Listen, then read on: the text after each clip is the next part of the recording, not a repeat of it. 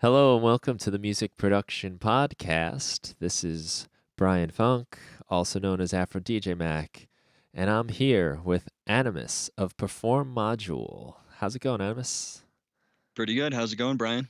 It's going great. I'm very happy to get a chance to talk to you. We've worked on some things in the past and collaborated on things, but never actually had a real conversation. So That is true. this is pretty cool to do. Indeed. Yeah, so how you been? Everything okay? Lots of chaos going on in the real world, but it's going well. Getting lots of stuff done. Yeah, good. I think that's probably everyone's real world these days, right? Chaos. That's true. You actually caught me on a kind of fun day though, because it's the first day of my spring break in my job. Oh yeah, nice. So I got the week off, which I'm really excited about. Very cool. It kind of comes at just when I need it to, because the pressures of getting grades in and uh, just assignments and grading. It's just I was a few steps away from losing it. I can only imagine. I've had a few guitar students and Ableton students in the past, but never a whole class. Yeah. And well, I bet too the guitar students want to be there for the most part. Yeah, usually. Usually people take lessons because they want to take lessons. My There's this one 16-year-old who didn't really want to, but Oh, okay. his Yeah, parents made him. I guess I could see that sometimes, maybe a parent or something Yep. forcing it on them. But every single kid in my class is forced to be there. And they need it, and it was not by choice. Yeah, and they're seniors, right? I have seniors and ninth graders. Okay, yeah. So they're ready to go. Oh yeah, they're ready to go. They've it's I have a great relationship with my students. It's actually really important for me to I want them to like the class. I want them to enjoy it because if they do, then I do. And one of the nice Oh, it things. makes all the difference. Yeah, totally. And since my job, really, there's no one kind of watching over me much. I mean, obviously there's standards and things, and I get my observations here and there. But on a day-to-day Mm-hmm. basis, I'm really the one that gets to decide what to do. So I always Mm-hmm. decide to make it as enjoyable as I can within the confines of the curriculum. That's really cool. But I can't flatter myself as much as they might say. Some of them, it's their favorite class. I know that if I told them they didn't have to go, they wouldn't show up. Uh-huh. So there's that reality to it. Yep. So you teach some guitar lessons? I used to. I don't really do that so much anymore. Yeah. I never got into teaching guitar. I think I just was always afraid I wasn't going to be good enough. I thought it was really fun. I only taught beginner lessons Hmm. because I myself wasn't super extremely pro or anything. So it was mainly young kids. But like you said, they wanted to be there. My best student I had was this 9-year-old, and he learned a bunch of songs. I Wow. taught him classic rock songs and stuff like Susie Q and whatnot. Nice. That's pretty cool. Was that hard for the 9-year-old? Just maybe the size of the guitar? Um, it varies per individual. It seems like some people struggle more and other people don't have a problem, like if they have small arms or small fingers. It's actually the best guitarist I've ever known and jammed with is this girl, Sarah Martinez. She's got tiny little fingers. They're a full knuckle smaller than mine. But Wow. any chord that I could play, weird, crazy, stretched out chord, she would be able to figure out a way to play it herself. Really? So I think it's just a matter of working with your own limitations and people's willingness to do so. Hmm. Yeah, I guess that can be said about a lot of things. I get True. asked every once in a while by someone, when's a good age to start with guitar. And I know my nephew got a guitar. He was like 5 or 6, and it was like a regular electric guitar. And it was kind of obvious, like he wasn't there yet. That's It a little was, too big. yeah, I mean, you put the thing on him and it looks almost funny. Well, for our son, we got this Loog guitar. It's Loog. Uh-huh. You can look them up online, and they've got little mini scale guitars. They have 3 strings, Oh, and it's nice. tuned with like the low string on A. Hmm. And that thing is a great little guitar. I'm planning on using it for some recording myself. 3 strings, huh? Yep. It reminds me of that band from the '90s, the Presidents of the United States. Do you I remember them? was just watching one of those videos the other day. You were, huh? Yeah, the Peaches, where they got the ninjas. Yeah, yeah. I used to love that song. That's good stuff. They're a cool band in a lot of ways. Like, I think they had like a 3-string guitar and maybe a 4 or something, and Yeah, I think one was 2 and one was 3 or something like that. yeah, and like Like his even string broke one time and he just left it off and like learned how to play stuff or something. yeah, I think they might have also used like lower strings or thicker strings or something to Yeah, tune probably so. differently. But then also their drummer, Mhm. I think, was just a kick, snare, and hi hats, if I'm not mistaken. Oh yeah. And so like for 3 guys and what 5 strings and 2 drums, like they did a lot. Maybe that was part of the secret to their sound though, because people try Yeah. to add too much stuff. I know that's my problem with music production, and then it just distracts from the raw elements.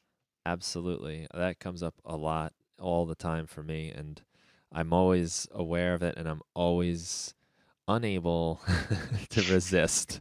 Well, let's just see what happens if I put this in here. But what if I do an auxiliary track with some reverb and then freeze that? And Yeah, yeah. It's so tempting to just always like add, because you can, and yeah, it's becomes a challenge when it's time to mix, and you're married to every single sound you have. yeah. This other audio production podcast that you may or may not have heard of, the UBK Happy Fun Time Hour.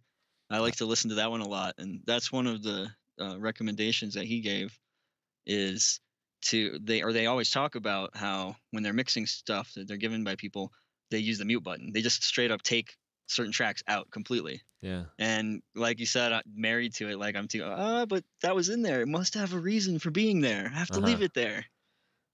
Yeah. So it Uh, might be good to just be a little bit more brave and cut stuff out more. mhm. Yeah, I've found, when I take something out, maybe just let like the bass and the drums go, sometimes that space is just really nice. Hmm. I'm big into at least lately I've been big into mixing sort of like by subtraction, where Okay, I'll kind of like build the biggest part of the song and then like cut it away for the other sections, for the verses. And I've that's an learned, interesting yeah, technique. I haven't tried that. yeah, because like like if you're in say session view in Ableton Live, like it's so easy to keep just making a new track, putting a new layer on, and like when you're first building a track, you can suddenly have this like one loop or part that has so many elements.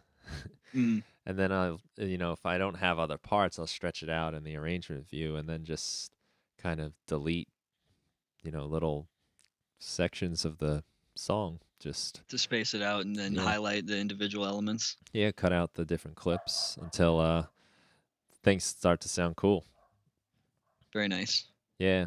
I think though, like having another person do it is another great way too, because they don't care how long you spent on that one track that you think Yeah, is so great. exactly. They're like, whatever, get this crap out of here. It doesn't fit. Yeah. Yeah. That's cool. I'll have to check out that podcast. You said it was UBK Happy Fun Time Hour.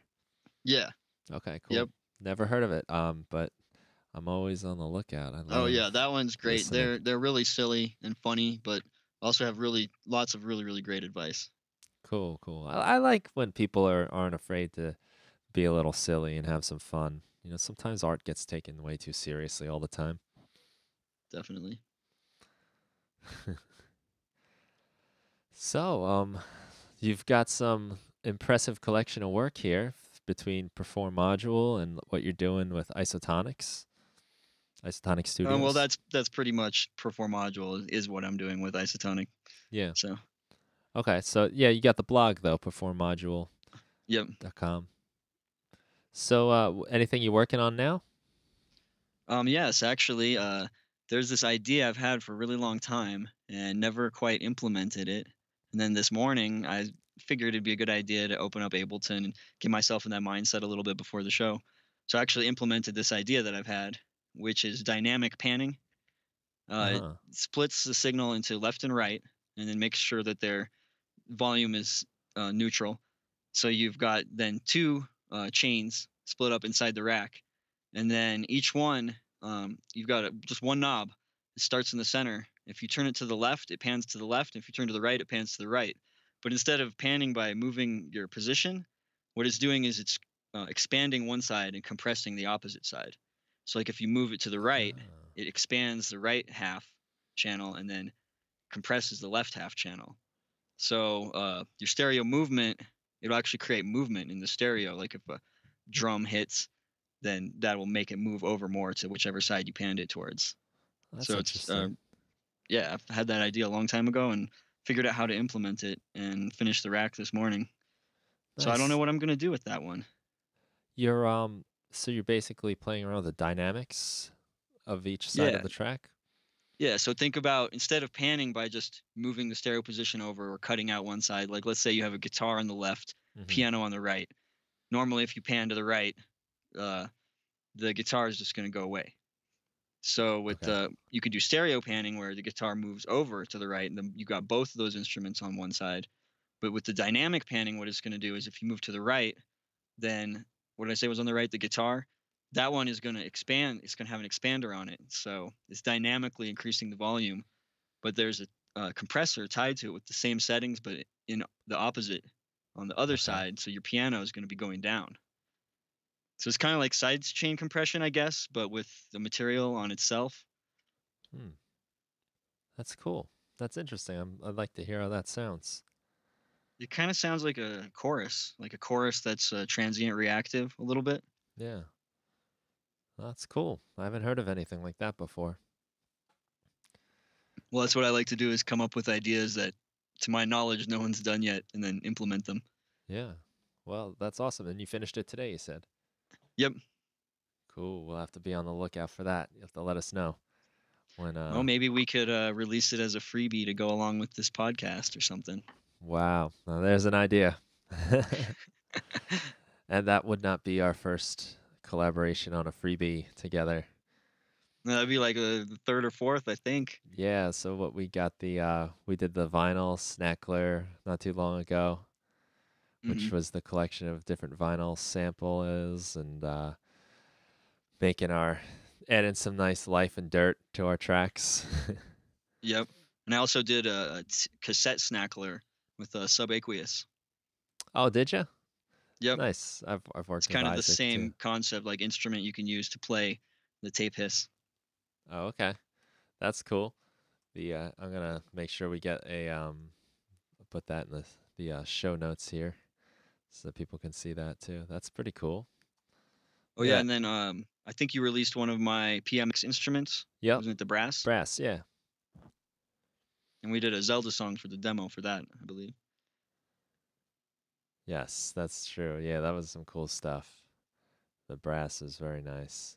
And then You of had course like what, like the Zelda Super 2? World, is the most recent one. Yeah, yes. Then those were pretty fun too. The Super Mario World Star Zone, Special Zone, right? Yep, just It random effects based on just a word. yeah. That was a lot of fun to do though. Cuz it was just like, all right, well, what does tubular sound like? Exactly. you know. And that was a fun way just to create effects cuz sometimes I think you know, making up effects, you just kind of do the things you've heard or you've done a million times before, but having like a strange adjective Hmm. to go with for inspiration was pretty fun. Yep. Yeah, I I've like doing that. I did that with also the Turbo Encabulation. It's a free pack on Isotonic Studios. uh-huh. There's this video. It's from an old technical manual, I think, just full of all these gobbledygook terms. And I made audio effects based on some of those terms, trying to interpret. Okay, what would that be? What is a Lotus O Delta? Yeah, right. I enjoyed that a lot. I've been more and more trying to use like abstract ideas to come up with some of my music, whether it's like watching video as I do it or having like generative video, like the World collection from Isotonic Studios. Just let that Oh kind of yeah, that's some crazy stuff. yeah, let that kind of just dance around to whatever I'm making, and then it kind of makes me think of like other things to make, and it's all like this weird feedback loop of everything zooming around. That's really cool. Like take your mind out of an analytical zone. Yeah, because it's just like impressionism or something. Very nice. Oh yeah, the most recent musical project I did kind of reminds me of that. is I took these guitar recordings from a friend, and then I just took those into Ableton and kind of reinterpreted them, added parts, manipulated them and stuff, and made them into these abstract songs. That's cool. I'm looking to do some like kind of crazy guitar stuff sometime soon.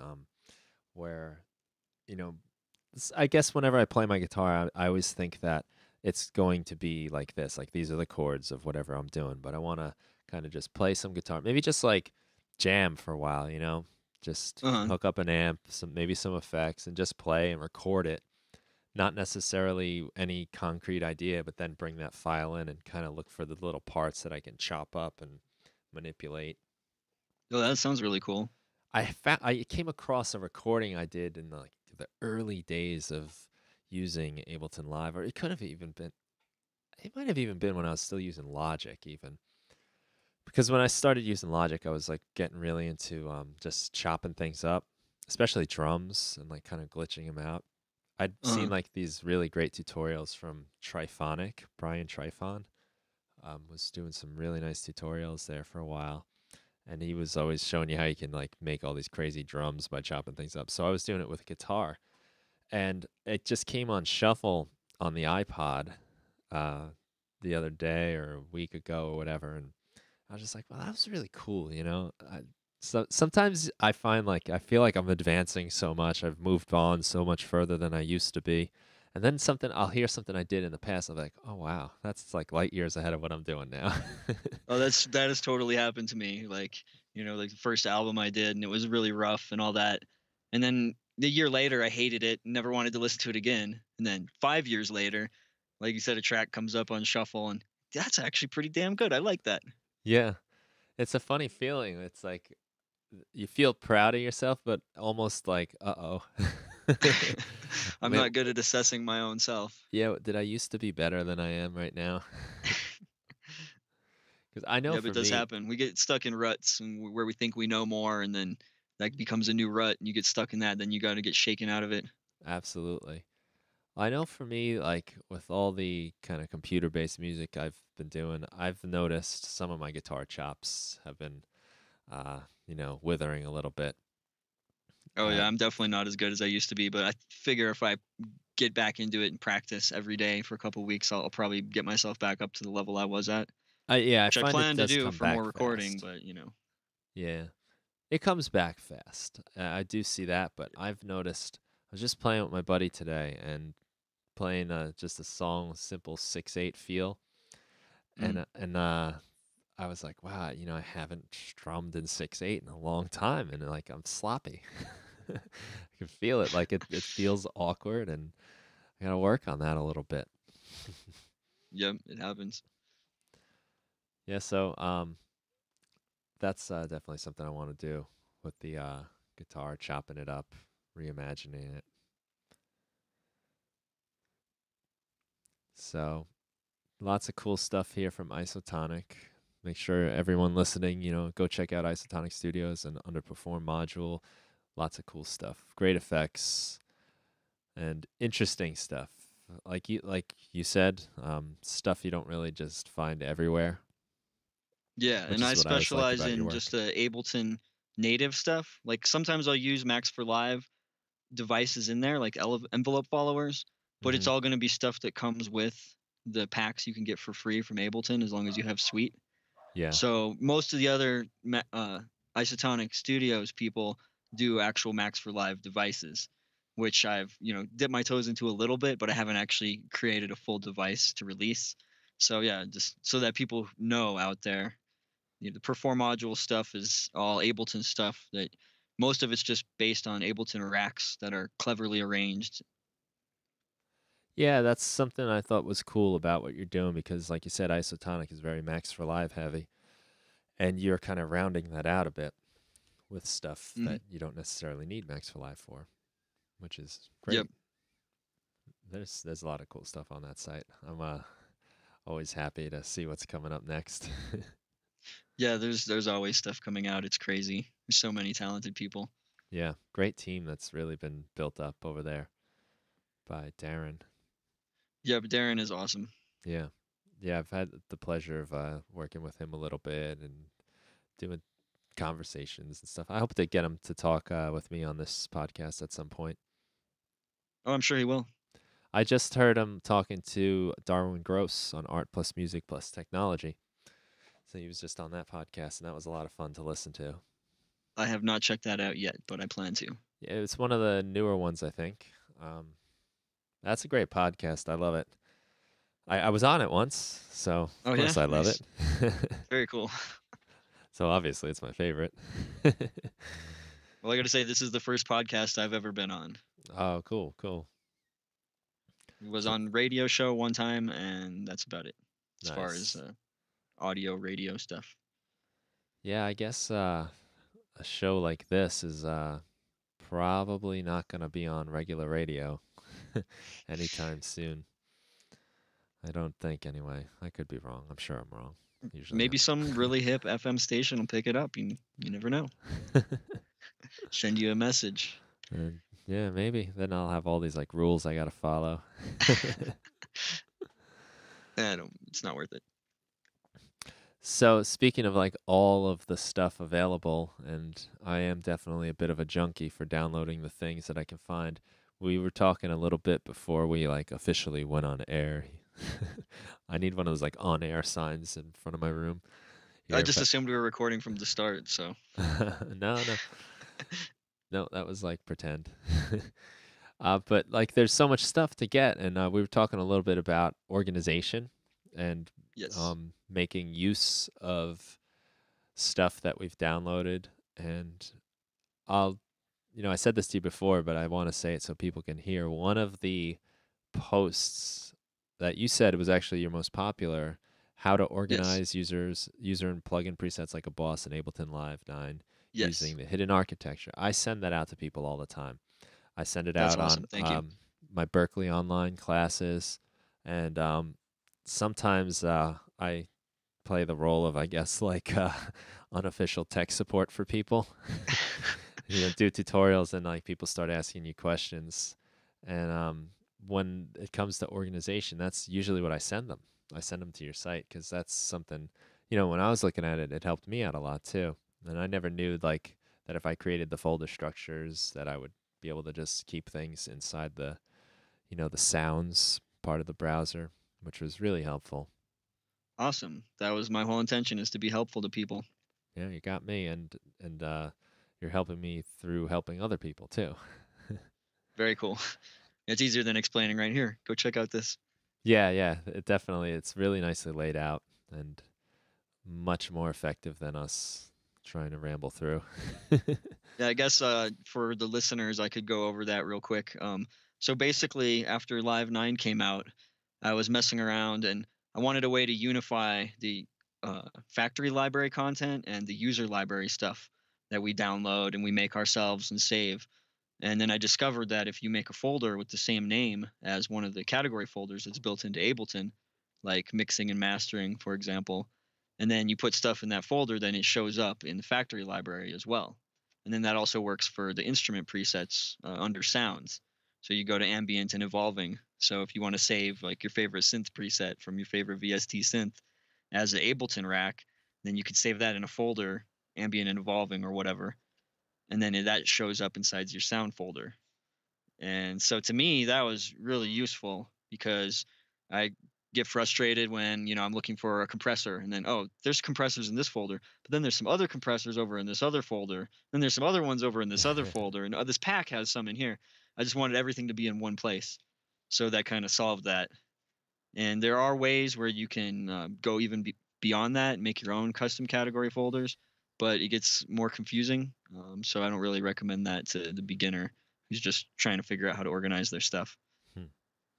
Well, it's so important to be organized. Like, where I work and make my music, I like to keep as organized as possible. And I know that, like, when things start getting, cluttered, and like, even right now, I'm looking at my desk, I've got an Apple, two harmonicas that don't need to be there, and, a couple pages of notes that it's starting to get there.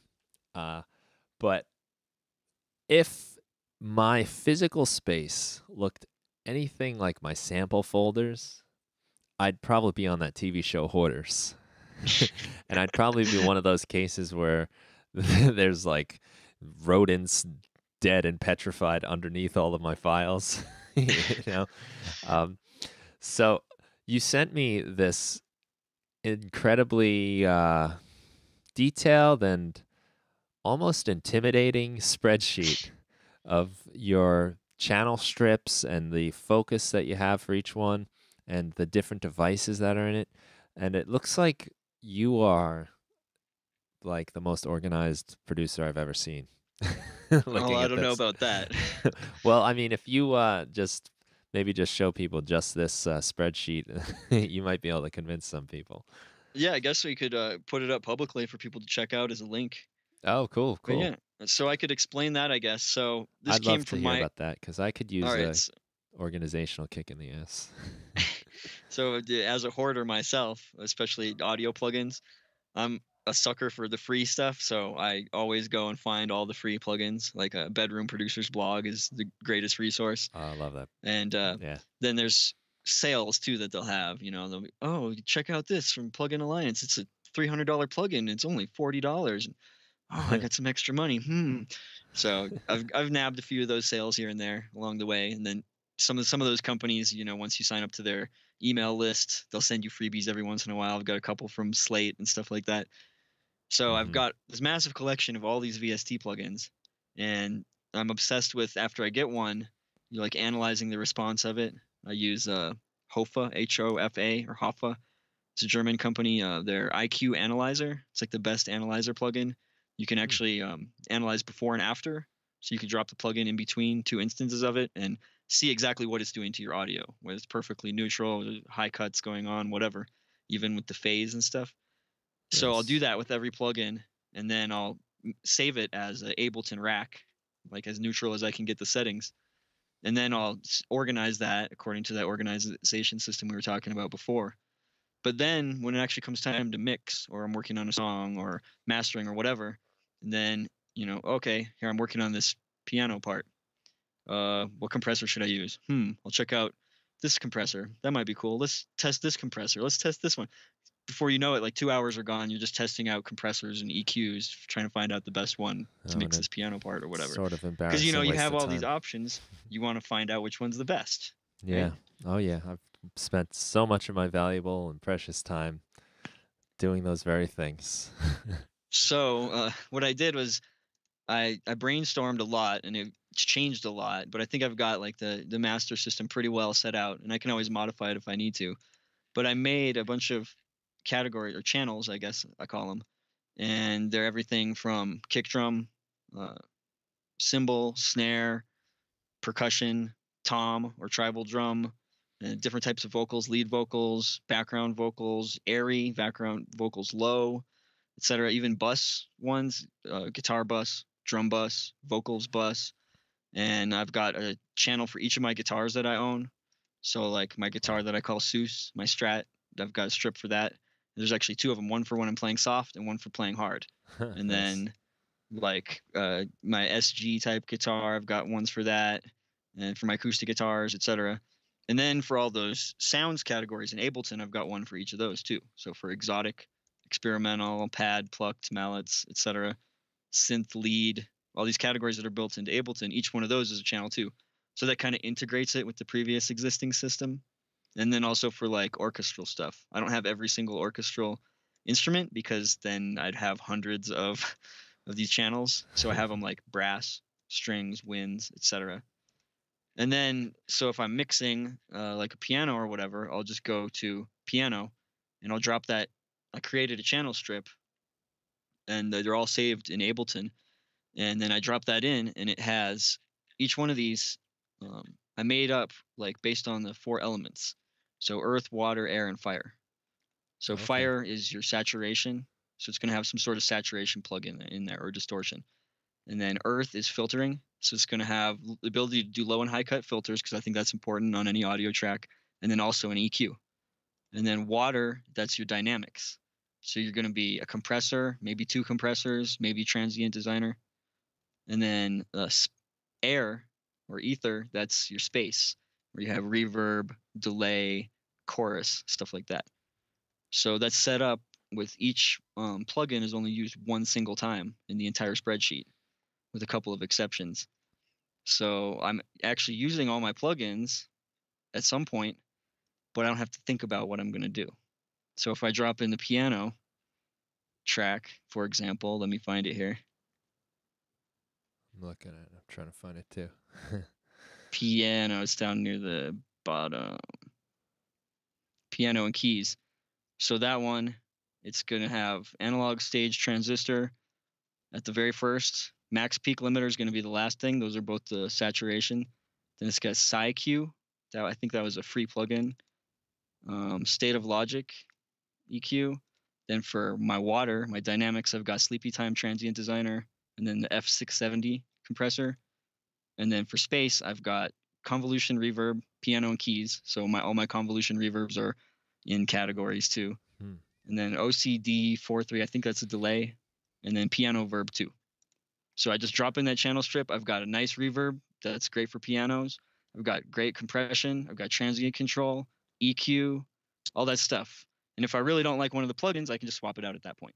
But then it's just a matter of changing one plugin. Everything else is ready.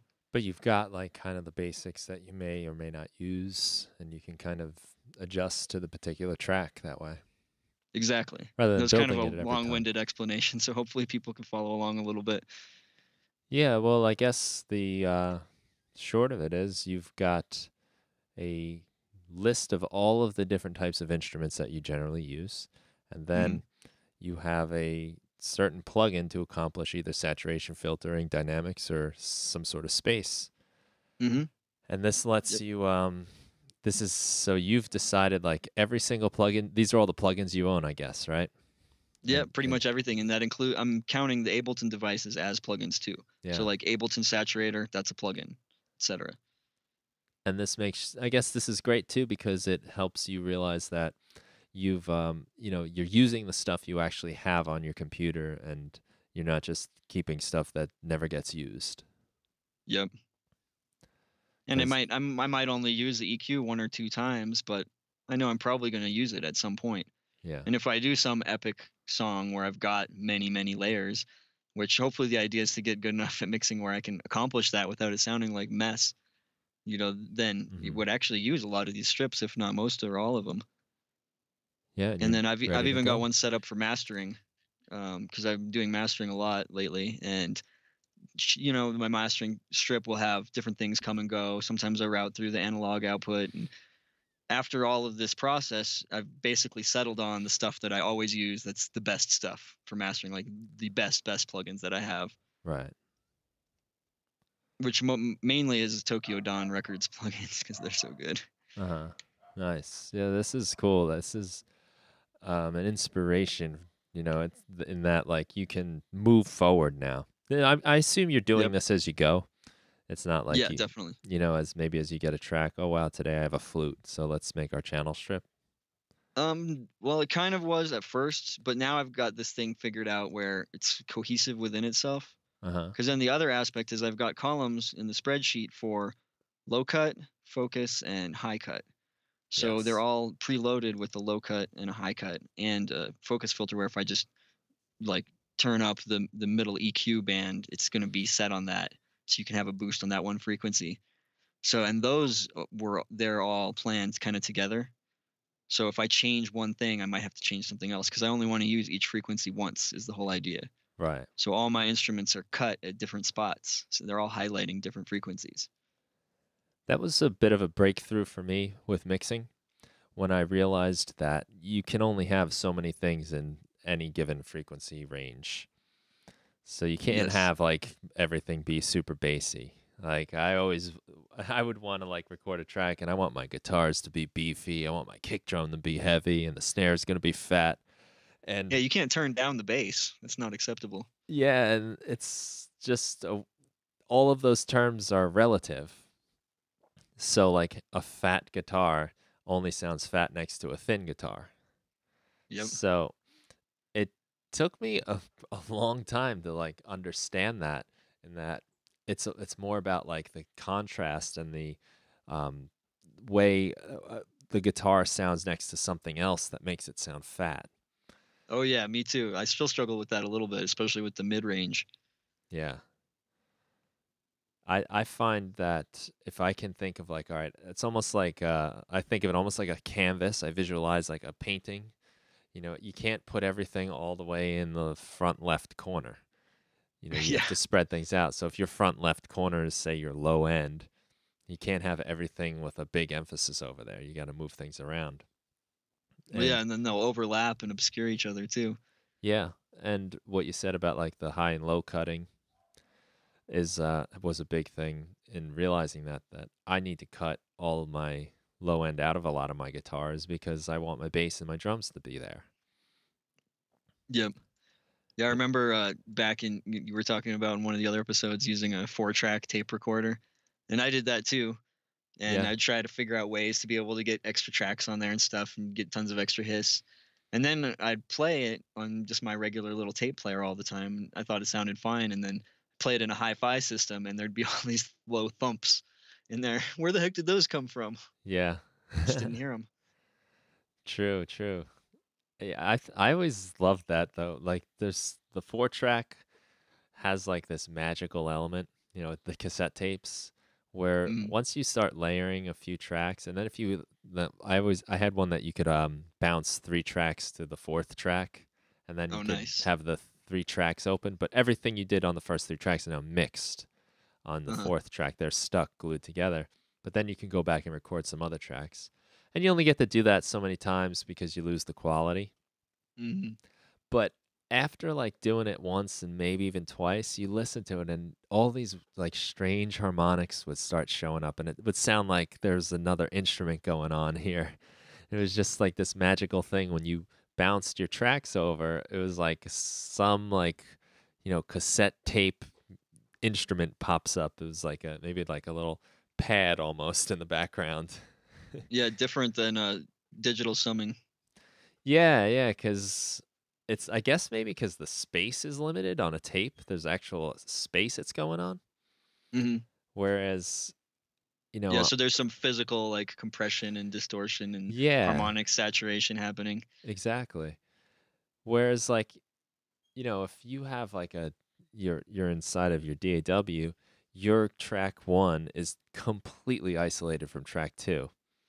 But on a tape machine, if you really blow out the level on track 1, you can hear it on track 2. Hmm. It like kind of gets in there somehow. And the tracks like interact with each other so that we're like I know on even my reel to reel tape, which is much higher fi than the cassette cord 4 tracks I had, but still pretty low fi. Um, the the like sounds interact with each other. They kind of like, you know, if something's like big and heavy on one track, it kind of like almost side chains a little bit the other tracks, almost like sidechain compression, Hmm. where things like start to, you know, if something gets too loud, like it pushes everything else out of the way. Yeah, that's really neat. Yeah, and I think it might be why things sound more glued together when you Yeah, put it on tape. definitely. That's something I noticed because that last musical project I was telling you about, we actually did a limited edition run of cassette tapes. I had these black blank cassette tapes, so we just did those as a limited run, and then we had like the album on one side, and then on the other side, it had a procedurally generated track that I made with Ableton that was different on each copy of the cassette. But That's then cool. when I was first testing, like 'cause the album was already mastered, putting it on cassette, like the frequencies weren't quite right because of the way it translates differently. So I actually Hmm. had to do a separate mastering for the cassette version. Hmm. Well, that's cool. So you put it on the tape, and it's like this sounds totally different. Yeah, it didn't need as much like compression and limiting and stuff. It was better to pull that back and kind of let the tape do that. Ah, yeah, that makes a lot of sense. Because part of the fun of the tape is to like make everything go in the red a little bit Yeah. and get that like crunch and compression and saturation and it's kind of these little harmonics start coming out. Yeah. I'd say that's the one thing digital plugins still have not been able to match really is like the nuance of analog distortion. Yeah. Yeah, there's definitely some cool stuff out there. Some stuff I want to try still. Um, I haven't tried the new Isotonic stuff, like with Ozone 7. I'm kind of interested to see how some of Oh, those, like, Isotope, you mean? yes, I'm sorry, Isotope. Easy See, mistake. yeah, I get confused, right? But the Isotope Ozone 7 has those, like, vintage warmers and things Yeah, I like haven't that. checked those out either. They're probably really good. Yeah, they usually do some cool stuff. Uh, Yeah, I've got the Neutrino, their little free thing. It's one of the oh, it's super super subtle, but it's got a nice sound to it. yeah, I have that. And you know what? To your spreadsheet here, I've really not used it much, and I forget that I have it too. It's one of those things where it's so subtle where you probably won't notice the difference. But if you have a mix that's like 95% there and you just want a little tiny little bit of extra polish to it, that can help. Yeah, But if you're in the early stages of mixing, I mean, other changes are going to happen down the road that invalidate it probably. yeah, and that's really like the baby sibling to was it Neutron? They're calling it. Yeah, I haven't checked that out. That looks pretty crazy. I've only heard really good things about it. That it kind of helps you understand like when your frequencies are masking each other. That sounds really valuable. Yeah, that's I guess what I'm talking about with the painting analogy, where Hmm. you can't paint everything in one spot, you mask it. And I mean, if I'm really being honest here, like, um, I don't like, I know there was like some controversy about the Neutron stuff because it's like it's mixing for you, it's it's cheating kind of thing. Like you get these kinds of things going on all the time when something new comes out that does a job that maybe a human had to do in the past. Hmm. But if I'm being honest, like I like to mix, but it's not the most exciting part of the process for me. The composition and arrangement, right? Yeah, I like that stuff. The sound design, the composition, the arrangement. Mixing is cool, but like when it starts getting really tedious and when I'm like taking my mix to a different set of speakers and I'm like, damn, it doesn't sound as good anymore. And I listen in the car and then, I got to fix this. Sometimes that wears me out a little bit. Totally. So I'm not against this idea of something else kind of telling me where I should be paying a little bit of attention. Yeah, it can't hurt. And people can still do it wrong. It's not going to transform Right. somebody who has makes bad decisions into a perfect engineer because they're still going to crank it up too much or in the wrong places or whatever. Yeah.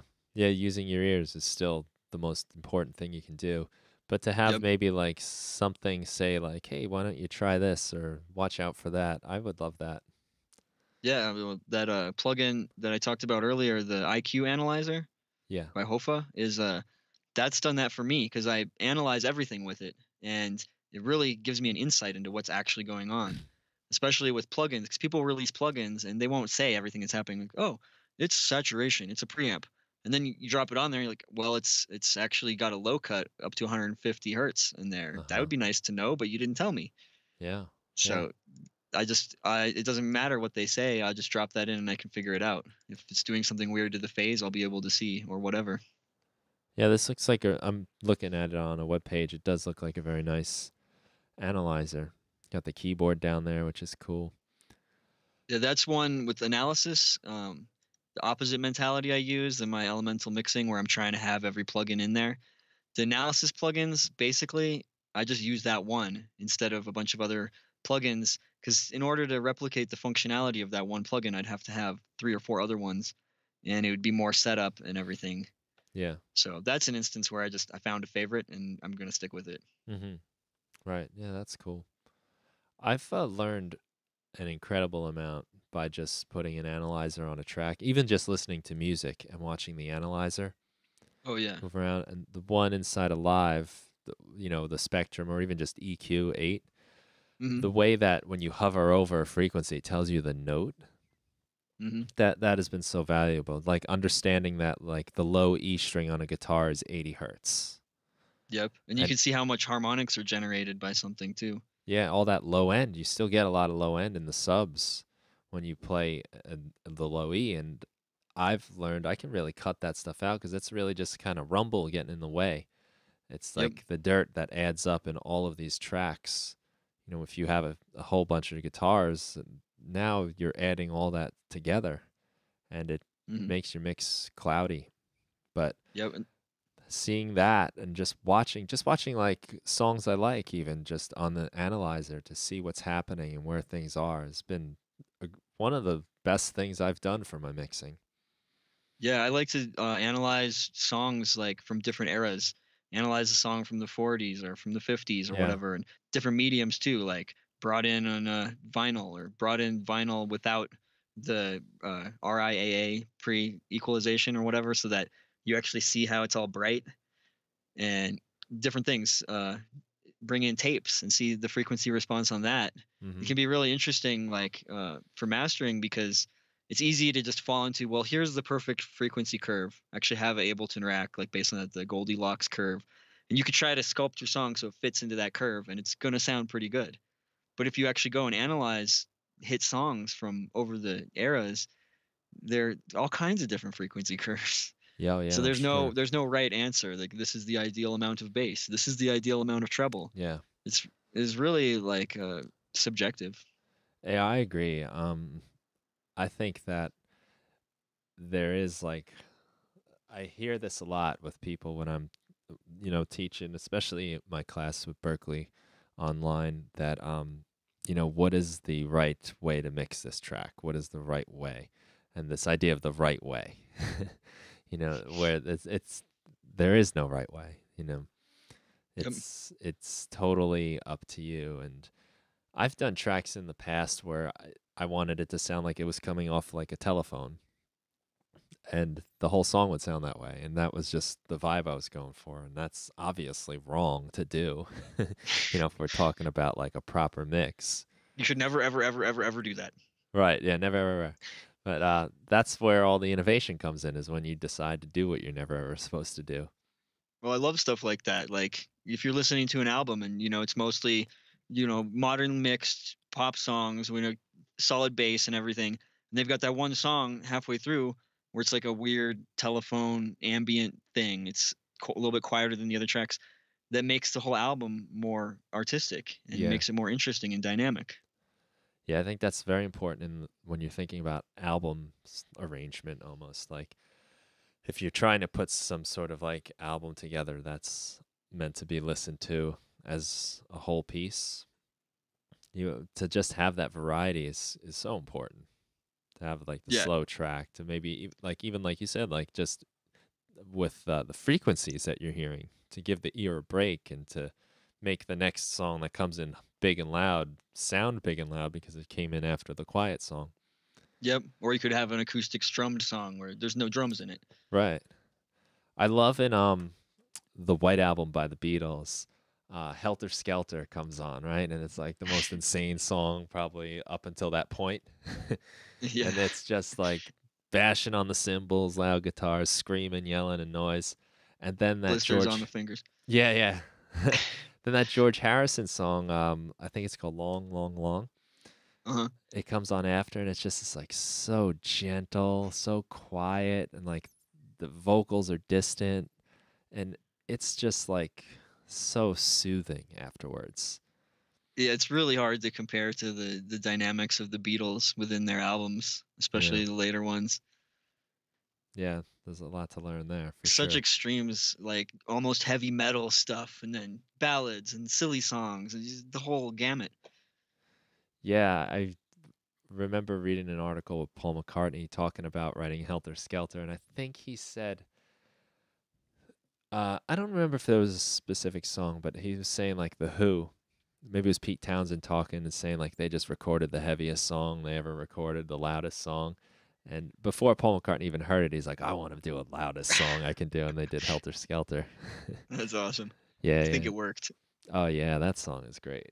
That's one of the first ones that I was taught to play guitar. I Was it? remember. I don't know if it's correct or not, but I remember it's like a major E chord, open position, but then you put your thumb on the first note to create this like really discordant F in there. Uh huh. I'm not sure. I don't think I ever learned that one, except maybe the like, no, no, no, no, no, like the Oh yeah. little riff there. That's cool. I have there's a hardcover book called Beatles Scores, and it's the scores for every single Beatles song. Oh, very And nice. it has like guitar chords in there a little bit, some tablature when there is guitar. I don't read Sweet. music, so it's Me either. I can kind of look at it and figure it out, but it does have some like guitar notation and chord names. But Yeah, I'm the same way. I can like figure out notation slowly, but I yeah. can't just look at it and read it and transfer that to my fingers. Yeah, like it would be the equivalent of me like having like a pocket dictionary in like another country trying to like ask where the bathroom is. I could do it, but but I'm not having a fluent conversation with you.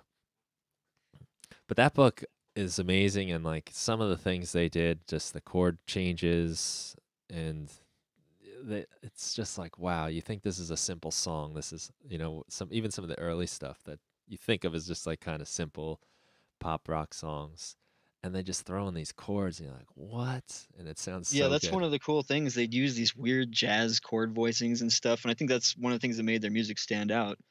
They were able to like bridge the gap between being poppy and catchy and also being abstract and artistic. Yeah. I mean, I'm a total Beatles nut, and I can remember them talking about how when they would have George Martin in the studio, they would ask him, like, so what are we supposed to do here? What's the rule? And George would tell them.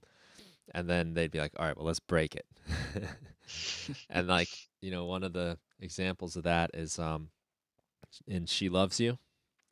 They end the final chord is, I think it's like a six chord, like a Okay. major six. If you think when yeah, yeah, yeah, like the way it ends there, Hmm. it's just like it gives the song like such like an energy where they could have and like technically should have resolved it to just like a straight major chord, but they gave that kind of like longing like feeling at the end. Just great touch. Yeah, I love it when songs end on unusual chords. Yeah. Well, my buddy and I were doing we just played a little show at the school I teach at. They do this like acoustic thing, and we played "And I Love Her" by the Beatles. Mm. And they do that. They just like the last chord in that song is just like so bizarre. They just throw it in there and you're like, "What?" But it just gives the song such a cool ending. Very They nice. could have very easily just ended it on the last chord. It would have sounded fine. But they But that would throw have been more boring. Yeah, but you don't even hear it really when you're listening. You're not like, "Oh, that was a weird chord." It's like they sneak it in and it sounds totally normal, but when you go to play Yeah, it, they you're make like, all that weird stuff work. "Yeah, I love that." That's like one of my favorite things is when there's all this like crazy stuff, or it could be like a crazy time signature, and you just don't even realize it. You just feel the groove. Yep. Because sometimes you play around with weird time signatures, and like it's just weird. And Yes, it's just exactly. I think challenging. that's a fun challenge is to just choose some arbitrary, really weird time signature and then try to program a beat where Yeah, it's danceable, or you can right. at least like nod your head to it or weave your body to it a little bit. Yeah, That's something I like to do just every once in a while. Just you're like, if you got a blank set and you want to create a new song, like where are you going to start? I think that's a cool way to start. Just choose a weird tempo, choose a weird time signature, and then try to program something into it. yeah. When I spoke to Ben Burns about a week or two ago, he was talking about the video. I think it was the video game um, music academy, video game music academy. I need to check that out because I love video game music. Well, I did check a little bit out of it since he told me about it, and there's a lot of really cool stuff. And one of the things, like he said, they do these little challenges. I believe this is it. It could have been the Reddit thread he was talking about too. He talked about so many cool things, but it was like make a song in some weird time signature, like 13/8 or something, whatever his example was. But he's saying Awesome. like immediately you get ideas, and like it just changes the way you think. Yeah, you have to like arrange melodies differently because when you're in that four, the four automatically you feel like that should be the thing that leads back to the one again. Yeah, But then it's not so easy to do when you don't have something that lines up on 4, 8, or 16. right. Yeah, definitely something I need to experiment with more and more. I recorded a song once a long time ago, and I guess it would have been seven, eight, maybe. Mm. And it was just an instrumental thing, and I kind of just built a little guitar riff off of it. But it's just this weird little riff that I never would have done, and I never would have made this whole song if it wasn't for that weird time signature. But I managed to make it feel like it made sense and not like it was just trying to use some weird time signature. At least I think Yeah. I did. Like Money by Pink Floyd is a good example of that. Yeah. What is that? Is that Because I five remember I four didn't. It's or something like? 7, I It's think. 7. So I remember I was playing it on bass, and I couldn't get it. I'd always be late, and because I was playing it in Yeah. like your standard time, I wasn't going ahead one note earlier like I should have been. Yeah. So Yeah. that was like a eye opening for me. Like, whoa, it grooves, it feels danceable and stuff, but yet it's not on that standard measure that we're used to. Yeah. And unless you like play that or are told that, it's very easy to miss that that's an odd time signature. Yep. It just feels normal. So weird that like it's like someone's sneaking something right under your nose. Yep. It's like those experiments. Have you ever seen these things? Like I think I saw it on the show Brain Games, where Oh, I've they been watching that lately, have actually. you. Yes. I just heard a podcast with the host Jason Sylvia, I think is his name. Jason Okay. Sylvia, whatever. Fascinating guy to listen to. But he in his show Brain Games, there's this one scene they show you where there's a bunch of people bouncing a basketball, I think, and they want you to count how many times balls get bounced.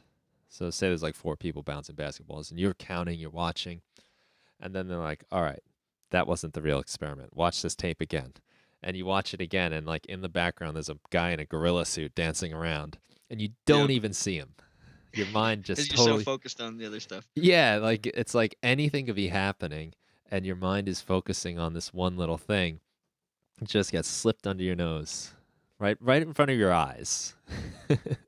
Yeah, it is cool how certain artists do that with music too. Yeah, And then it definitely increases the replay value, quote unquote, because I find my favorite albums that I listen to, like Pink Floyd album Animals, for example.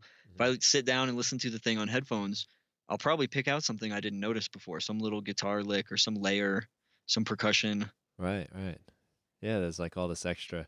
There's a good song at the heart, but then there's all this like ear candy and Easter egg stuff going on in there. Yep, and they do it in a way where it doesn't become a muddled, mushy mess. Yeah, really awesome when that happens. It's that's artistry, I guess, right there for you. I guess. And knowing how to use your low cut filter. Yes,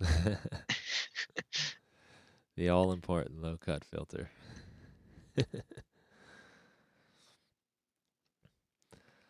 Well, all right. So we've got a whole bunch of cool stuff on your site I've been looking at here. The 8-bit version, you mentioned that to me earlier, but that was a really cool project you did with the 8-bit sounding music, which you admitted wasn't true 8-bit music to me earlier. Yes. 8.1 bit, which probably is not accurate either, but whatever. Right. It's art.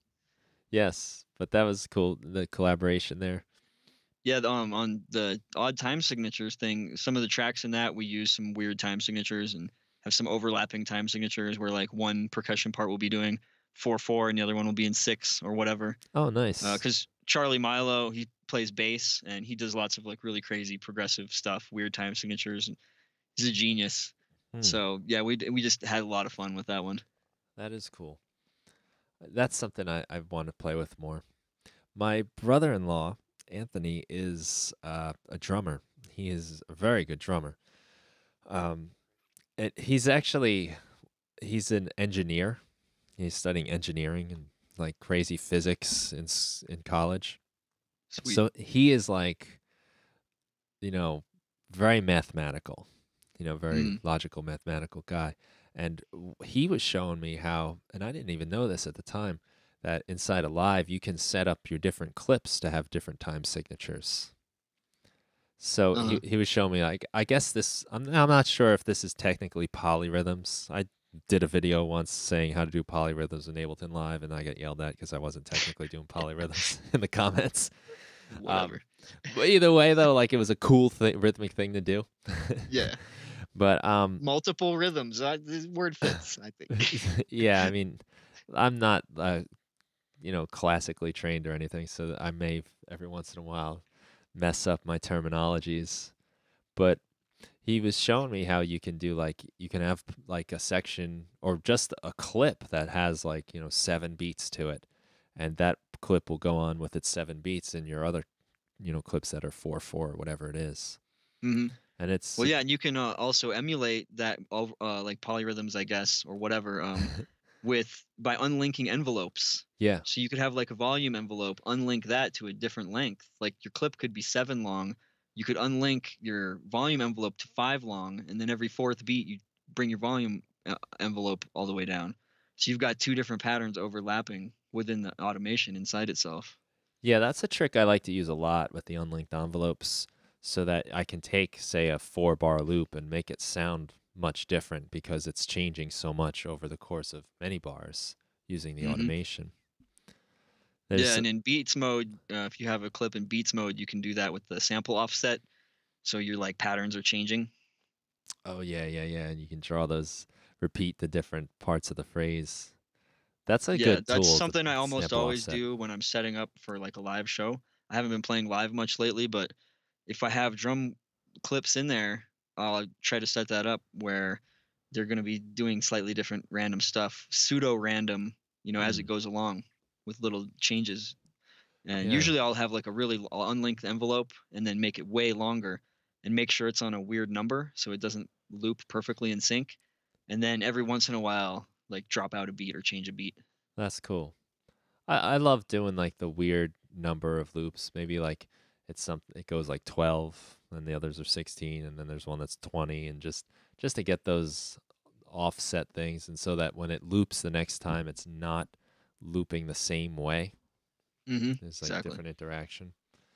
Um I wrote this down actually. I wanted to ask you about it when you're talking about the cassette tape, and you just reminded me with the randomness stuff. You said on the second side of the cassette tape you created music that was would you say procedural generated, like Yeah. randomly? So Yeah, tell me about that basic. because that's pretty cool. I love that idea that like everyone gets a different version. I think Yeah. like Brian Eno did something recently where he released an album on the iPad, or like, as an app, and it's different every time you listen to it. I don't Oh, know if you that's saw awesome. that, but yeah, tell me about what you were doing. So I made an Ableton set and I just did random stuff with synth. I drop in a random synth and then I'd play, and usually like ambient involving sort of things with a slow attack and a really long release.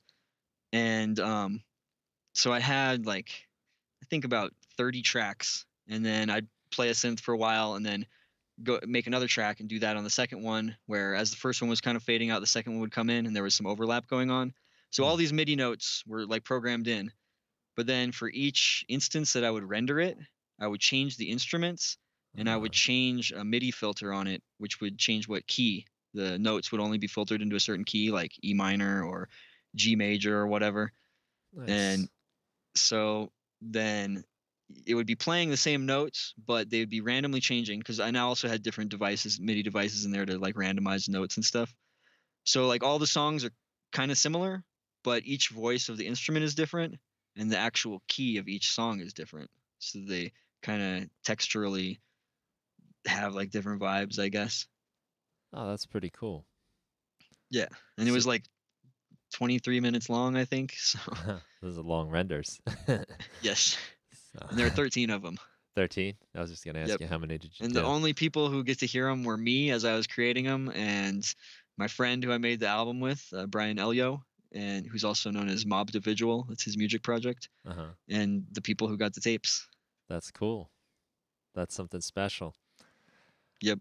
I think that's a important thing, and a neat thing this day and age is for people to have something that's unique to them, because like it's, everything's digital now, it's easy to copy, mass produce, but to get like the personalized piece of art is special, makes it something worth hanging on to. Yep. It's more rare to find nowadays. Yeah, you don't see that as much, the handcrafted album or the art that's done individually. Yeah, I love doing stuff like that. Like it'd be cool to sell 1,000 albums online, but it's also cool to make a dozen handcrafted ones and to sell to or give to close friends or whatever. Yeah. The first record I ever made, I guess it was like 2003 or something. And I was burning them on CDRs. but I got like the labels that you stick on. Oh And yeah. what I did is like you get like it's like a computer paper size, and it's got like 2 or 3 labels, CD labels on it. Mm, So what I would do is I had watercolors, and I would just watercolor each label differently. Do little nice. drawings. Some of them would be just like abstract patterns, and then I numbered each one. Whatever the number was. I think I did See, so something like 200 or 250. nice. Um, but it was They're a like kind collector's item now. of yeah. Maybe to me, I'd like to just see what I did. But it was like always fun when I give someone an album. I gave most of these away, and I'd be like, open it up. I want to see which one you got. And it was just That's cool. cool. Like, and then like some of my friends would like which one did you get? And they'd like show each other, and it was a cool personalized thing. I guess like you said, not so sustainable if I'm trying to sell. If I'm trying to make a gold record. But But it has meaning. yeah, it does. So that was a lot of fun to do. Nice. Something I'd Yeah, like to even if come I back do to. get big with my music and sell a million records, I'll probably still do a limited release like that or something. Yeah, for like the fan club. Yep. Yeah, nice. That's a cool touch, and I think as we get more and more, away from like physical purchases and more into downloads, that is gonna be like I think the kind of thing that like helps artists stand out, where Yep. it's something that's like special about it. Because how do you make things special anymore when it's so disposable and so easy to get? DLC. No. What was that, DLC? I What do said you? DLC. No. I hate DLC. Like how video games nowadays, they always they'll sell you the game and then but if you pay more, you get this other stuff. And I'm like back when you bought an NES Was that cartridge, that downloadable was the content? game. Is It that what was that is? just you buy Downloadable the content? yeah, Yeah. downloadable Okay. content. Right.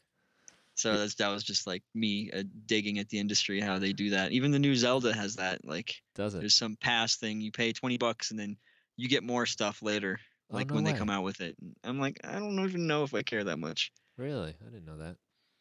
Yeah, it's kind of silly. Huh. Yeah, I haven't gotten a chance to delve into that new Zelda too much yet. I am looking forward to it though. My wife's playing it, and she's quite a few hours in now, and we've got it set up now where like our little video game world is just right next to where I work with my music. So sometimes I look over my shoulder and I'm watching her, and she's like in this crazy battle, or she's like on top of a mountain. I'm just like, wow, this game is so cool looking. Yeah, the game is pretty epic. Yeah, it just seems like you know an almost never-ending world that she's in. So I'm so Yeah, excited to play. it's like seamless. Like even if you go into a town and you go into a shop, Yeah. there's no loading screen. There's certain spots have loading screens, like when you go in the shrines or whatever. But Oh it's the yeah. most seamless game I've played, where you just wander around, which is really gratifying for me because I'm 34. So when I was a little kid, we had the first Zelda game on the original NES, Yeah. and that was just magical to me. Just wandering around, huge forest, go in the desert, go up to the mountains, and kill Octoroks and collect rupees and find dungeons. And no Zelda game since then has really fully captured that sensation of just wandering around and exploring. But I think they nailed it with this one. Yeah, that's true, I guess, because you could go pretty much anywhere in that first Zelda game right from the start. Um, but maybe not so much in the other ones. I remember getting that game too. I must have been like 5 or 6 years old.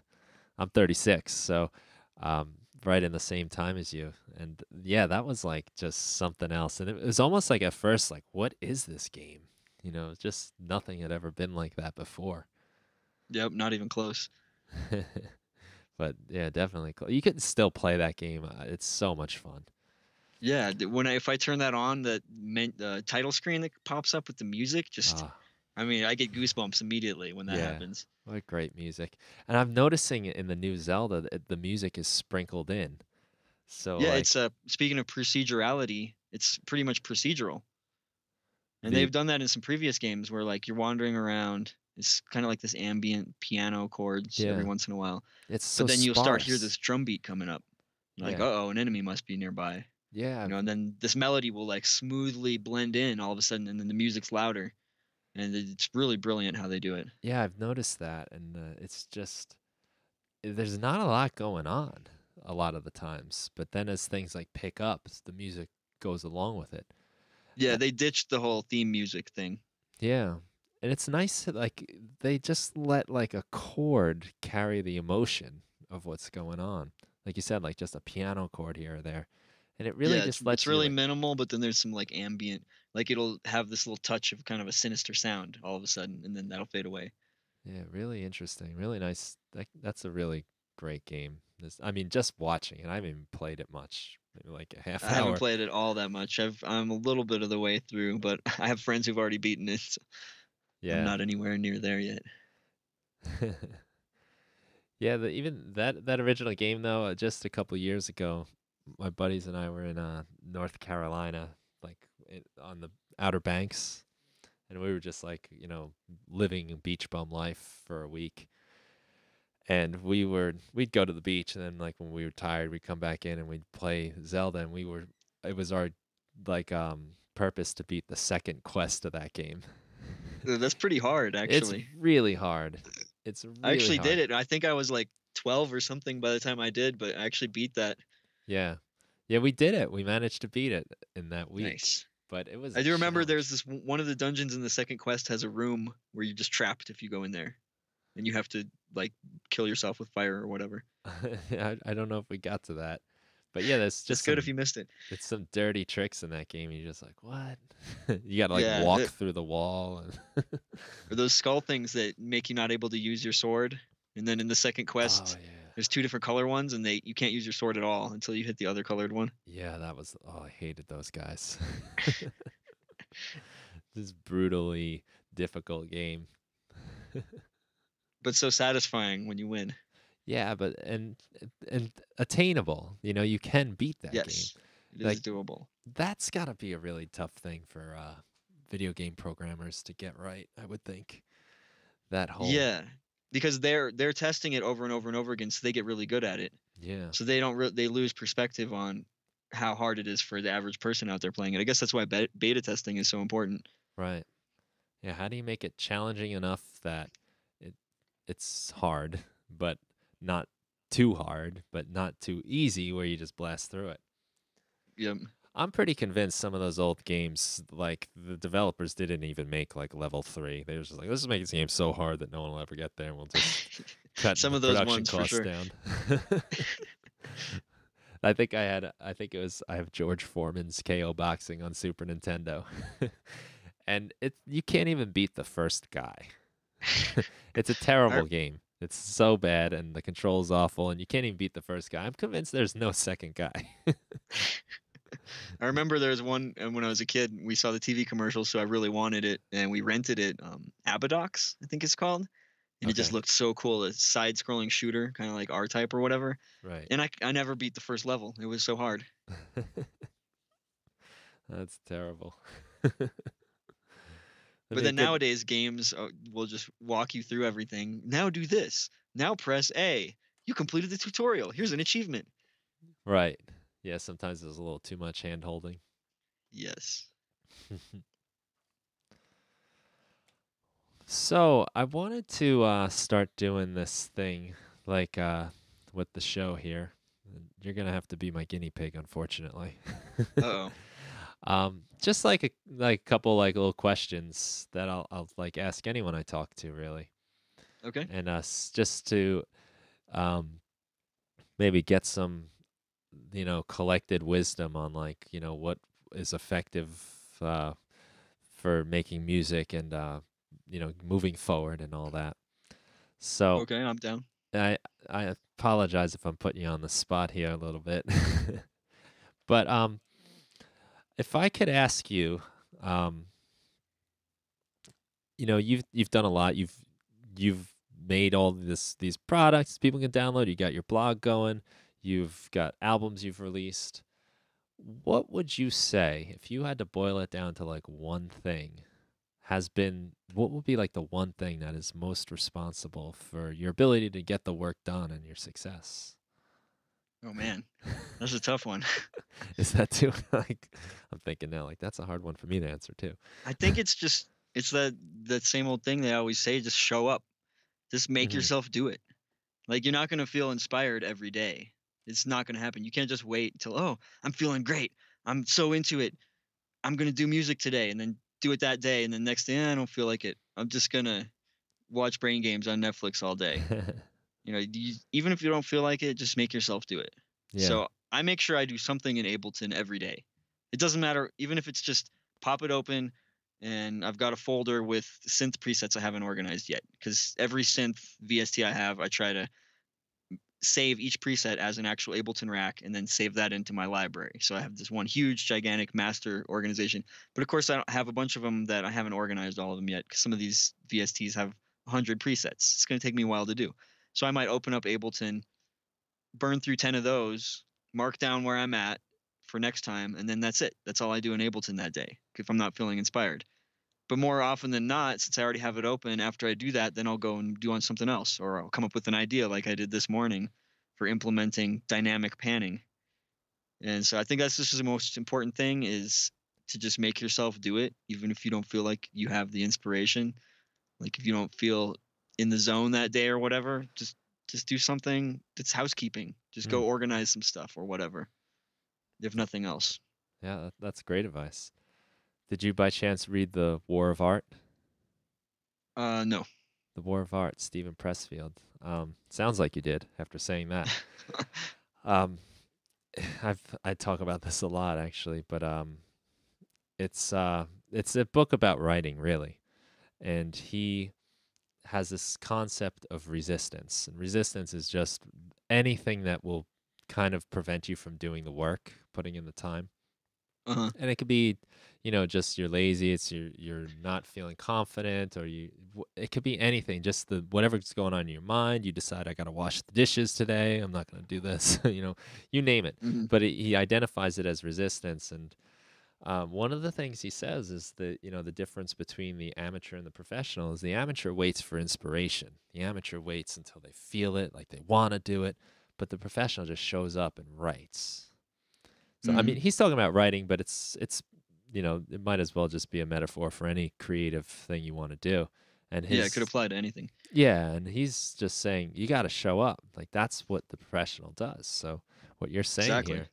here, I can't agree more too. Like, and there's been so many times in my life where I didn't want to do it, and wind up doing it, and it works out good, and you get something out of it. Well, I think you're pretty inspirational in that because you've been busting out these free Ableton packs at a crazy rate. I mean, you have how many now? Over 100? I already made it, and I already recorded a live stream for the 150th. Yeah, see, so that's to me that's incredible, especially making the videos because I always have a problem with video stuff. Yeah. So the fact that you just do that, that's amazingly inspiring. Yeah, the video's the biggest hiccup for me too, which is why for this last one I did a hour-long live stream and just built the whole thing on the spot. Oh, nice. So That's cool. I'd still have to make the post and release it, but yeah, that's like any day now. Oh yeah, one more aspect I want to touch on that showing up or just working Yeah. even though you don't feel inspired. There's also like the dark side to it is you say you feel really inspired one day and then you go in and you have the best intentions, you make something. Sometimes that's when we deceive ourselves because you feel so amped up and inspired, this is going to be awesome. Then you listen to it a day later and you're like that was crap. So Uh-huh. even though you feel inspired, that doesn't guarantee you're going to put out your best work. You might That's put out your true. best work when you're totally not feeling it. Yeah, I agree with that because I've done both. I've been inspired and uninspired and come up with good stuff and then not come up with anything. Yep. Yeah, and I personally have this like it's like an emotional roller coaster of my abilities as a musician. Like sometimes I feel so empowered, I can do anything, I can make any track I want, I could whatever, you get these like rush of good feeling, you're on a roll. But then there are other times where I'm just like, oh, I don't know how to do anything anymore. It's just a constant like seesaw battle going back But and you forth. still make yourself do it though when you don't feel it, right? Or at least try a little I bit. try, yeah, I do. And that's usually what it takes to get out of the slump is that you Yep. just do it and then, you come up with it. A perfect Exactly. example is this show I was talking about a minute ago that I did with my buddy last night. And I kind of think I might want to make a whole episode out of this for the podcast, but I'll just tell you, like, we needed to come up with a couple songs to play, and we didn't have much time to practice. And we haven't been playing together in a while. It's hard to get together. And we do this show like every year because for one, it's gets us to play. Mm. Um, but after I think it was Tuesday night we got together. It's Saturday now and the show is Friday. We got together to play, and like as much as I love playing, there was all this pressure to like make something good and sound good that I didn't really enjoy it too much.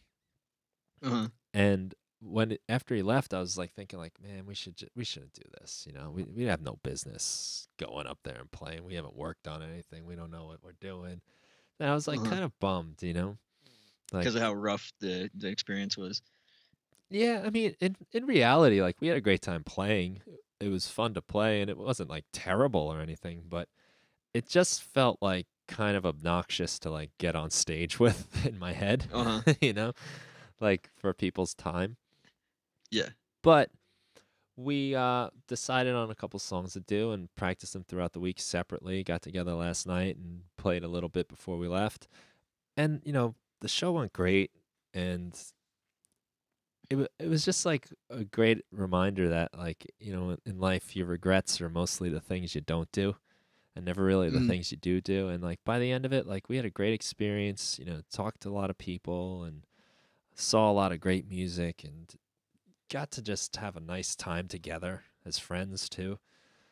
And it's like kind of like almost scary that I almost said no, let's not do it. Let's just forget it. You know, to Yep. just to Well, take that pressure off of us. It would have been exactly. such a Yeah. shame. There's had to go both ways in my life where there's things where I felt really nervous about or whatever and followed up on and great things happened because of it, and other stuff where something happened or I couldn't quite make it or whatever and something good could have happened but it didn't. Yeah, yeah, and I guess like even if it would have been terrible, oh, so what? Exactly. Who cares? Like, you know, they're not gonna like take my dog away from me or something. You know, like, so that's it. You really messed up. So That's it's true. there's really like you might as well do it. I guess is what I'm Exactly. saying. At worst you're going to learn something. That's the worst thing that's going to happen. Oh You're no. right. You know, yeah, exactly. Like there, you'll get better. You'll get better. I wanted to flip it around now. If I asked you about success, is there a single thing maybe for any like failures or shortcomings like that you find that um you know maybe something you do or don't do that doesn't work out? I don't know if I've worded that too well, but sort of the opposite. Anything like that's responsible for any failures or lack of success, maybe. Hmm. The easy answer would be like the opposite of what I just said, where if you don't Right, show up, right. but I'll put a twist on that, which ties in with what we were just saying, where like if you get a gig and then you feel bummed out about it or whatever, Yeah, and should I go? Should I not go? Should I go through with this? In general, it's better to just go with it. Like yeah, unless you're putting yourself a significant monetary loss, or if somebody's giving you weird information and messing with you, where you just diplomatically need to step aside from it.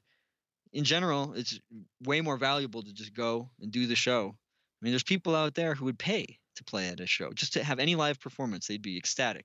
They can't get a gig at all. So, getting a gig, show up, go to it, honor it, and respect it. Even if there's not that many people there, even if you don't get paid for it or whatever.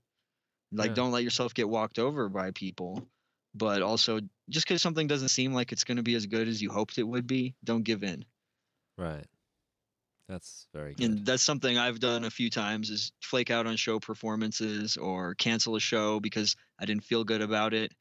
And almost every one of those I regret because maybe I wouldn't have made any money. Maybe I would have been $50 behind in gas money or whatever. But I still think I would have made valuable connections there with people. And Right. I should have probably gone through with it. Yeah, I've done that too, and it's there is definitely like a big shame that comes along with it. I think that for me, like anytime I've had to flake out on a show for whatever reason, it's it's the shame is like greater than the relief of not having to do it. Yeah, exactly.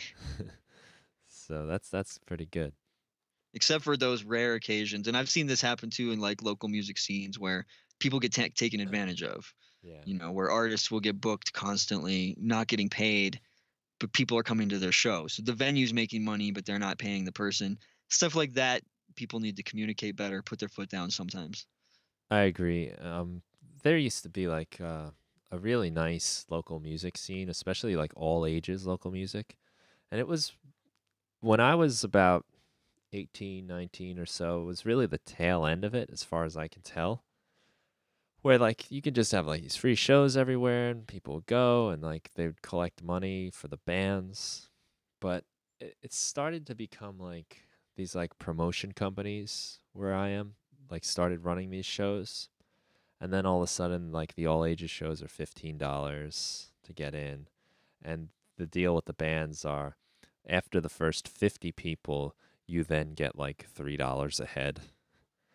So And it's like this competition now all of a sudden. yeah, and there's all this like, which band are you here to see? you know, and most of the time, like when I was doing these shows as a kid, like you were there to see everybody.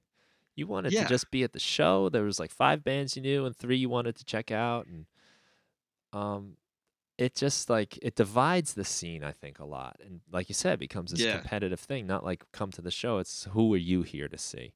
And sometimes you have friends in both bands, and it's like, what do you say? um, but then they'll like do things where like the bands have to buy tickets and then it's up to them to pay sell to the play. tickets. Yeah, yeah. And I so don't I like stuff talked to like that. some kids in bands in my school, and like they'll be like, "Yeah, we played the show this weekend." I was like, "How was it?" "Oh, it's cool. You know, the people there. It just sucked because we had to pay the company $100." I'm like, "What?" Like, and it's one of those deals where like, "Yeah, we only sold 40 tickets, so we had to buy the last 10 or whatever." It's just like, Yeah, all that oh, type of stuff turns me off from playing. I don't like doing any of that. Maybe that's me being like a prima donna artist, but I figure my job is to play the music. I spent yeah, thousands of hours developing the music, honing my craft, and now I'm performing. That's the sum total of my job. Like selling a certain amount of tickets and paying people and all this stuff. Like if I'm going to open for a bigger act, I want it to be because they like my music and they want to expose me to other people, not because I paid them a fee. right, yeah. It's a shame when that stuff starts happening. And it seems to me it's mostly the kids that are getting ripped off. The kids that Oh yeah. don't have the money anyway, you know, Yeah, like they want exposure, so they're willing to do it. yeah, and like their like little band fund is just blown on this show. That was probably even a good show for them, but they just got cheated. Really, it's a shame. Yeah, I don't think that's the right way for venues to go about it. I mean, there's some politics in the industry. I guess sometimes it makes sense to pay a fee to a national touring act because of their costs or whatever, but to me it just seems kind of cheesy and sleazy. And I Yeah, like to think when I went to concerts growing up that that opening act is some band that either the band knew or they found out about when they came to the state and right. kind of They liked believed and in. wanted to expose to people. Yeah. Well, those are often really good shows when that's the case. When like a band brings someone on tour, or even if it's like, hey, we heard your music and we're coming through town. Can you help us get a show? Let's play together. Those are always Yeah. like cool situations, and then it helps the audience too because it's not just some like thing thrown up before the main act that they don't even want to listen to. Yeah, exactly. Hmm. I want to ask And you. then I'm sorry. uh, Go ahead. I don't mean to cut I you was off. just gonna say, and then there's if people are paying to play, there's no focus on the actual quality of the music itself. Like some really crappy person could go out there, they got the money, so Yes. there's the artistry is like lost in that. Yeah. Anyways, let's move on. Everyone suffers. You know. So the last like little question that I'm trying to do is like a little you know thing about this show. Um, is like the old desert island question, Okay. where you are on the desert island and you get to pick a piece of gear to bring with you. What do you bring? A piece of gear. and you can have electricity. Does my computer count as a piece of gear? How about we'll say no, that the Okay. because like maybe what I'd rather get you to say is like um because you want to say like Ableton Live. Well, yeah. Do you mean software or hardware or? Hardware. Let's do hardware. I'll have Okay. to refine this question, but sure. Yeah. Or does this include instruments? Yeah. For me, it would be acoustic guitar, steel string acoustic guitar, Yeah. definitely, And a because that's particular my one? main instrument. I have this one. I call it Wilco because it's signed by the band Wilco, Nice. and I I saw messed that up in your this. spreadsheet. I messed up the signature by playing on it too much. Oh yeah. Uh, my Uh, wife has a lot of tolerance for me, but anyways, yeah, I just most of the songs I've written have been on acoustic guitar. I like to finger pick. I like to do like weird chords and stuff. So if I only had one thing, especially because you don't need electricity on a desert island, right? I guess not. But you said you had it. Yeah, we can just for the sake of this hypothetical situation. But Yeah, but no, I would choose probably the acoustic guitar if I could only choose one thing because I can do entire songs just with the acoustic guitar. nice. Whereas other stuff, it might be more difficult. And I'm not as good at keyboard as I am. Like I could have the computer with Ableton and keyboard, have a lot more synths and stuff, but I'm not as good with that. I don't think the music that would come out would be as natural. Right. And what's the story behind the Wilco guitar? Did you meet the band or something? Well, speaking of forest fires, I think we were talking about that before Yeah. recording. Um, my wife owned this coffee shop in the early 2000s, I think this was, and there was this huge forest fire that happened here in Colorado called the Hayman Fire. And she actually partnered up with someone and raised a fund. They called the Firefighters Fund and raised tons of money. I don't even know. I think it was close to $1 million, which they Wow. donated to the fire department in Teller County to be able to fight this fire, which is one of the most massive fires in history. And she has another friend who works at Red Rocks concert venue, Hmm. and they were able to communicate with a bunch of bands and get some bands to sign guitars, which they auctioned off. And there was like Korn, Blues Traveler. I can't even remember all of them. But there were a couple guitars left over at the end, so she just basically ended up with them. Wow. That's cool. And That's since a I play guitar, she was kind enough to let me use it. yeah. Nice, nice. Well, that's a great thing she did too. Very nice. I love Wilco. Great band. I seen them play at Madison Square Garden a couple years ago. Have you heard their most recent record? We got it on vinyl. Was it Star Wars, the free No, one? it's unless they have another new one. It's Wilco Schmilko. I remember hearing about that. I don't think I heard it though. But the Yeah, one I it's was talking about came out like they just released it for free, I believe. I think it's called Star oh, Wars. maybe that's another new one. I Right don't know. before the new Star Wars came out, which is Time funny. goes by so fast for me where 6 months will pass and I won't realize it's been that long. Yeah, But yeah, nice. I really enjoyed that album, especially on vinyl. I think Hmm. they're mastered at Abbey Road Studios, so they have Okay. a really nice dynamics. And then we were talking about high and low cut, like they don't try to have too much bass or too much brightness in there. It's got a really nice like mid-range centered sound. Cool, cool. And then also with band dynamics, they seem influenced by the Beatles, where they'll have poppy songs and then they'll have really low key songs and a really weird experimental song, etc. Yeah, they're always fun. You never really know what you're gonna get with them. So your acoustic guitar decision, I was thinking about this question too, because I have to figure if I'm going to ask it, I should be able to answer it too. Yeah. But I would think an acoustic guitar too. I've got a 1960s Gibson that my grandfather gave to me Oh, when I nice. first started playing. Oh, it's the best guitar I've ever played, in my opinion. And for I love sentimental Gibson. values too. It's a little Nice. guitar, actually, for an acoustic. The neck it's a thinner neck than my electric guitars. It might even be a shortened scale. I'm not quite Probably so. sure. But yeah, it's a little guitar. It's got this like punchy little sound. Love it. It's so easy to play, and that's the guitar I learned on. Nice. And I mean, just as a guitar of itself, it's just such a great guitar. But you know, the sentimental attachment too Oh yeah, is, of course. you know, I was saying to my friend today that this is like, you know, your house is burning down kind of thing. What do you grab? That's one of those things. Yeah. My other sentimental guitar is my bass. It's the first bass I ever had. It's called Mordgrim, Hmm. and it's just this like cheapo Epiphone bass, but it has this fat, like punchy, thwacky sound. It sounds better than $500 basses I've played. So I'm always going to Nice. keep that bass. That's cool. Yeah, guitars are funny like that. It doesn't so much. I mean, it does matter, you know, a lot of times like who makes it and all that, but each one is different and unique. You can get a, Yeah, you know, a $1,000 guitar that just something off about it, but you can get a $200 guitar that's spectacular. absolutely. My friend has a Squire Telecaster I was playing around with last night, and I mean that it was a great guitar. It's, Yeah, you know, Squire's good stuff. yeah, but like, you know, sometimes they're not. Sometimes they're like the cheap learner guitars, but this was like a really solid guitar.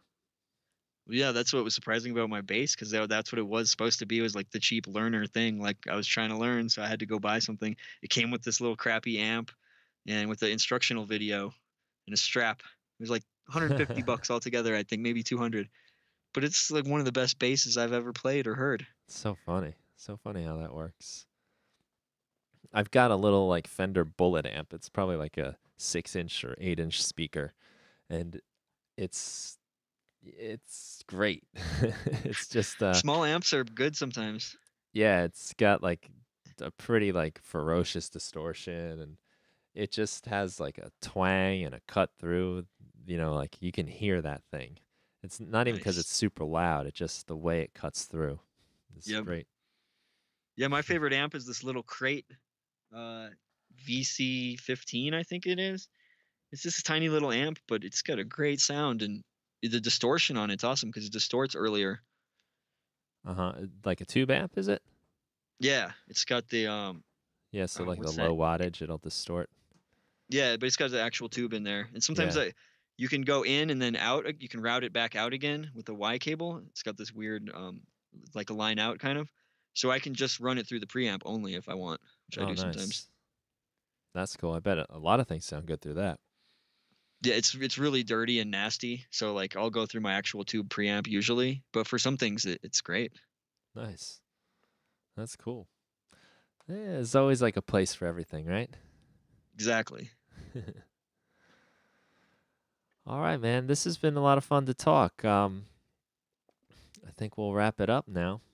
Um, is there like anything you want to say before we go? Any place you want to tell people to check you out, in particular? Or Yeah, just performodule.com if you use Ableton.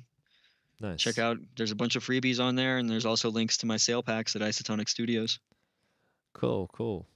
Yeah, and you know, we'll put over all the show notes in on the post for this on my webpage, so like they'll Oh get yeah, and some I can links. make that spreadsheet public too, so Oh, people can check it out. nice. Yeah, yeah. I think Might as well. people might get a kick out of that and might learn something and apply it to their own usage.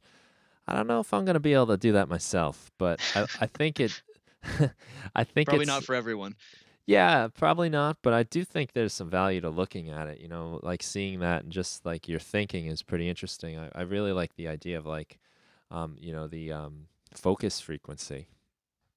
Yeah. Like to think about that. That's Yeah, if nothing nice. else, you could set up a spreadsheet with, just basic all the different types, guitar, whatever, and then do a focus frequency and low and high cut for it. Yeah, I think that's pretty valuable. I think like the way I've been working, really, I kind of stick to the things I know more. So, like, I see you got like the Blue Cat Triple EQ. I think I have that.